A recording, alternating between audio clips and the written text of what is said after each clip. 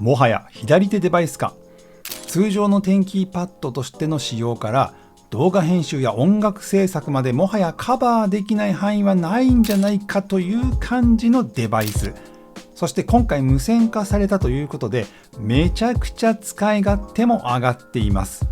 テンキーというよりは左手デバイス、片手用デバイスと呼んじゃってもいいんじゃないでしょうか。ということで今回はですね、大人気キークロンからこちらカスタマイズ可能な無線テンキーパッドキークロン 90MAX をお届けしようと思います。この動画はコペックジャパンさんの提供でお送りいたします。はい、ということで皆さんこんにちは。本日も動画ご覧いただきありがとうございます。キーボードは文房具山カフェです。っていうか、今回ですね、これね、はい、キークロン 90MAX です。単なるテンキーパッドかよというふうに思う方もいらっしゃるかと思いますが、個人的には待ちに待ったという感じだと思いますね。はい。僕はですね、この1個前のこれですね。こちらはキークロン90なんですけど、普通の前のバージョン。これは有線専用だったんですけど、こちらを使っていたんですが、この度晴れて無線化対応、しかもキーも増えているということで、いやー、今回はめちゃくちゃ嬉しいですね。はい。ということで、まずは同梱物の確認からいきましょう。マニュアルはもちろん日本語対応です。USB-C ケーブルと Type-A の変換アダプター。USB の変換かつ延長用アダプターかな。キーキャップ、キースイッチ、引き抜き具、六角レンチ、そしてドライバーとなります。六角レンチ、ドライバーは、テンキー本体の中にアクセスするときに必要になってくるものですね。ということで、本体行ってみましょう。はい、今回ですね、カラーは2色展開で、カーボンブラックとシェルホワイトという2色ですね。僕が使っているのはこちら、シェルホワイトのものになります。シェルホワイトについてね、もうちょっと見ていきましょう。キークロンの白って200色あんねんっていうことじゃなくて、最近ちょっとね色変わったかなという感じですかね。僕が今メインで使っているのがこちらですね。はい、これはキークロン Q1 プラスをメインでずっと使っています。いろいろカスタマイズはしてるんですけどね、使っております。で、今回発売になったこちらがキークロン 90MAX のシェルホワイト。ちょっとアイボリーっていうかオフホワイトがかったような感じじゃないでしょうか。ちょっとね見た感じわかると思うんですけど、色味がねちょっと違う感じしますよね。でですね、最近クラファンやった、キークロン Q1MAX のシェルホワイトですね。これは日本語レイアウト版になりますけども、見たらわかると思うんですけれども、Q1 Pro の方は純白系で、Q1MAX の方はオフホワイトみたいなアイボリーっぽいような感じになっております。で、今回のこの 90MAX は、こんな感じですかね。MAX シリーズで合わせるとめちゃくちゃこの統一感が出てくるという感じですね。はい、でこのキーの感じも全くもってね似たような感じになってますね。メインキー部分とマクロキー部分、こっちの方の、Q1MAX の方もですね、メインキー部分とエンターキーなどのキーの配色というのはめちゃくちゃ似ている配色になっているということです。個人的にはキークロン Q1 Pro の白もいいなと思ってたんですが、今回のこの白もずっと触っていると、いやこれ実は柔らかくて優しくていいんじゃないかと、じわじわじわと僕には染み入ってきていると、そういう感じですかね。はい、じゃあもうちょっとね本体詳しく見ていきましょう。こちらはですね、本体はですねアルミニウムで全部作られているということです。こんな感じ。Q シリーズ触ったことある人がいれば、それがそのままこのサイズになっているということですね。で、この本体のこの触った感じはツルツルとしているというよりもさらっとしているような感じですかね。で、厚み的に言うと、前のモデルのね 90 よりも厚くなっているという感じでしょうか。バッテリーとか入っているからの可能性もあるけどね。で、一方ですね、これちょっと分かりにくいかもしれないんですけども、よいしょ。今 Q1 プラスと Q0 マックスを並べて角度を横から見てるんですけど、この角度実は全くという感じで同じ角度がつけられているんですよね。なので、横にね、こう並べて使った時に、ここがめちゃくちゃぴったんこあって、すごく使いやすいです。はい、すごく使いやすい。で、本体の構造はですね、Q シリーズというね、最上位モデルということもあって、ガスケットや吸音フォームなんかで打鍵感を高める工夫がされているということです。いやー、このね、質感っていうかね、触ってたくなるんですよ。めちゃくちゃ触ってたくなる。キーを見ていきましょう。キーはですね、この左のマクロ部分を含めて26キープラスロータリーエンコーダがあるという感じです。で、このキー全部、ロータリーエンコーダーも含めて全て自由にキーアサインができます。はい、そして本体のこの後ろには無線の切り替えスイッチと USB-C コネクター、そして無線用のアンテナ部分があります。もちろん技的対応されています。無線はですね、Bluetooth の接続が最大3デバイスと USB Type-C コネクタ 2.4GHz による接続が1つと最大で4つの無線接続が可能というのもめちゃくちゃ嬉しいですよね。ではですね、ちょっとキーキャップ見ていきましょう。キーキャップはですね、これ KSA プロファイルの PBT ダブルショットです。ちょっと見えますかね。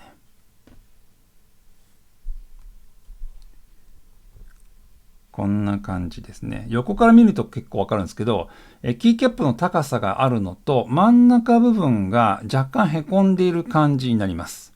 これですね。で、PBT ダブルショットなので二重構造になっているということです。はい。で、このね、へこんでる部分がちょうどね、指の腹に当たるような感じになって、気持ちよくね、当たる人は気持ちよく当たるという感じですかね。はい、そしてスイッチも見ておきましょう。よいしょ。スイッチはですね、今回僕はバナナスイッチを選択しています。こちらはタクタイルのスイッチで、通常の茶色のね、タクタイルのスイッチあると思うんですけども、これよりは荷重負荷が高い感じで、打鍵するときに指へのフィードバックもはっきりとね、心地よく感じることができるので、バナナ軸はすごく好きです。もちろんスイッチはですね、ホットスワップ対応で今僕抜きましたけど、こんな感じでね、自分の好きなスイッチに変更することができますよということです。今回は僕好きなスイッチなので、このまま使っていこうかと思います。ちょっと打鍵音を聞いてみますか。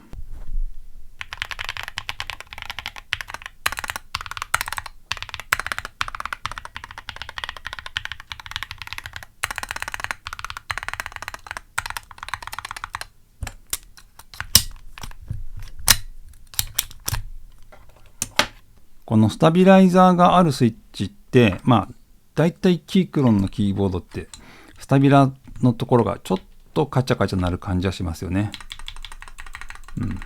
はい。でですね、無線化されて何が一番良くなったかっていうと、デスク上がケーブルレスになったということなんですよね。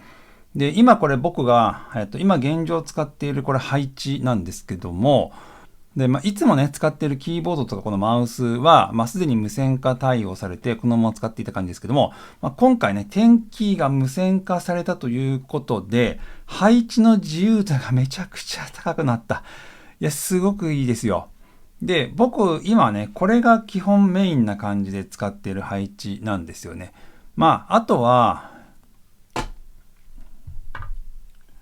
数字入力がメインになってきたりすると、こんな風な配置にすることもあります。あとは、今回自由度が上がったので、動画編集の時はこう使う時もありますね。こう使うこともあります。この理由は後で説明しましょうね。はい、ですね、RGB バックライトもありまして、実は光ります。正直なところですけども、この標準でついてくるね、このキーキャップだと、光の透過性が弱いので、間からね、わずかに光って見えるという感じでしょうか。光るパターンもね、変えられますよということではあります。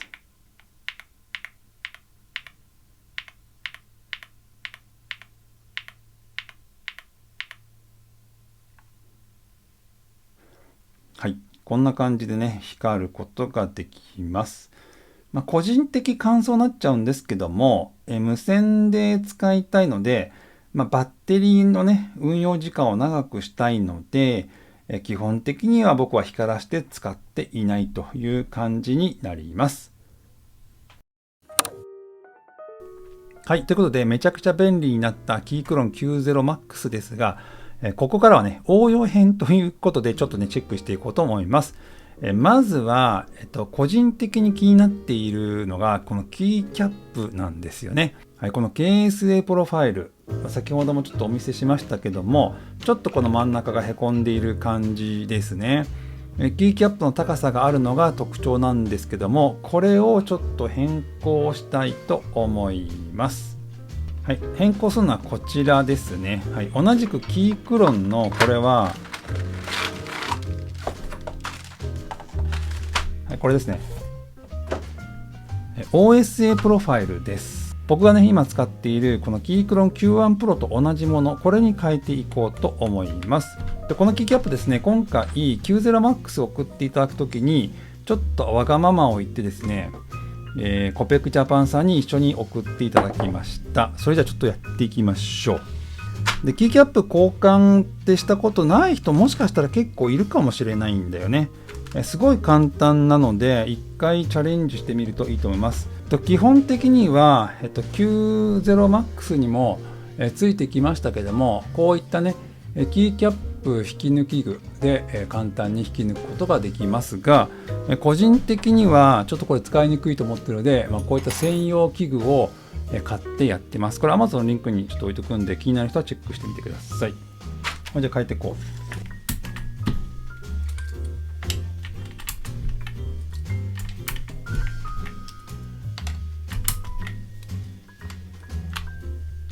大変だから一瞬で変えよう。せーの。はい。できた。っていうかすげえ気持ちいい。はい。ということで、できた。すげえ。ちょっと感動かも。いや、いいじゃん。めちゃくちゃいいじゃん。かわいい。この、うわ。いやこれすげえな。来ました。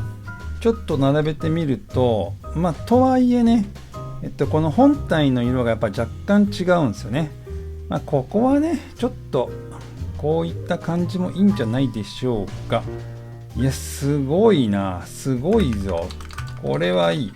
でちなみになんですけど、今変えたキーキャップこんな感じなので、やっぱり若干、違いますよね。このわずかな差が広い面積になると全然違うんだ。すごい。最高です。めちゃくちゃ良くなった。いや、これは変えてよかったよ。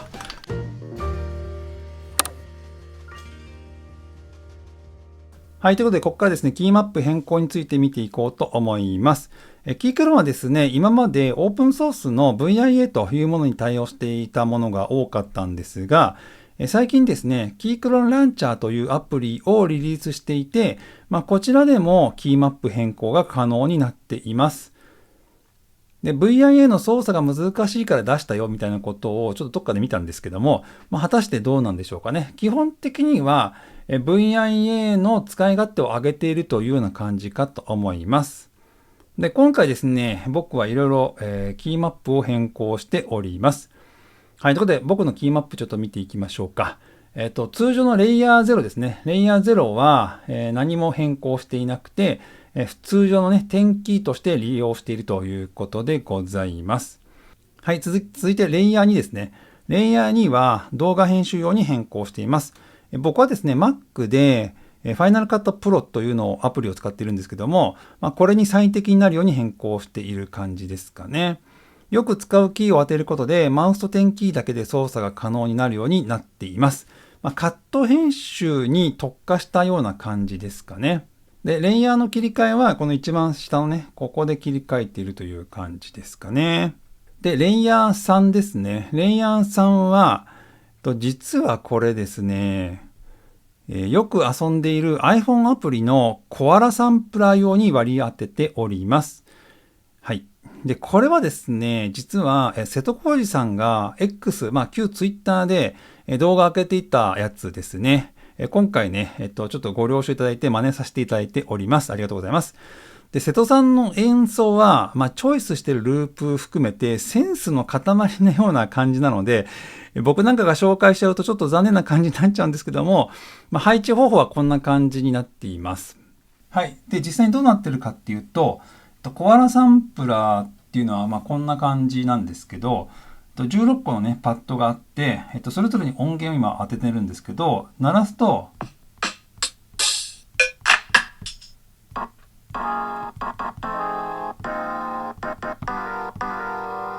こんな感じになってます。で、この16個を僕はこのテンキーパッドに当ててるんですよね。この M4 からこのアスタリスクまでここを当ててます。なので、これを押すと、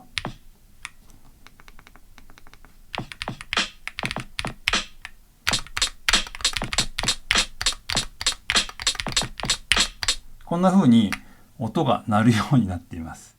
で、実際には、